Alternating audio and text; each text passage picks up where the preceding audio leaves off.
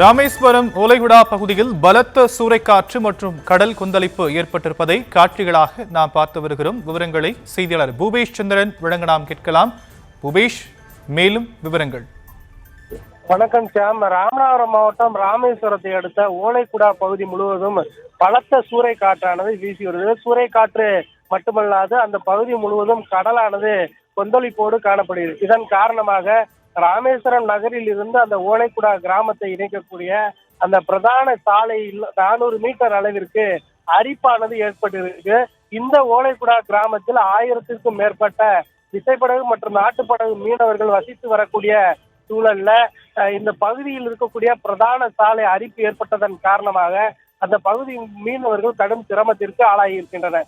ஏற்கனவே இங்கு மழையோடு கூடிய காற்று வீசி வருவதால் மக்கள் வீடுகளுக்குள்ளே முடங்கி இருக்கக்கூடிய சூழல்ல பாதை அரிப்பானது மேலும் அதிகரிக்கும் பட்சத்துல சாலை துண்டிப்பு ஏற்பட்டு அத்தியாவசிய பொருட்களை வாங்குவதற்கு கூட சிரமமான சூழல் ஏற்பட்டு விடும் என்பதால் நகராட்சி அதிகாரிகளும் சம்பந்தப்பட்ட மாவட்ட நிர்வாக அதிகாரிகளும் உடனடியாக இங்கு பார்வையிட்டு அந்த சேதத்தை சரி செய்வதோடு அந்த மக்களுக்கு தேவையானவற்றை செய்து தர வேண்டும் என்ற வலுவான கோரிக்கை எழுந்துள்ளது.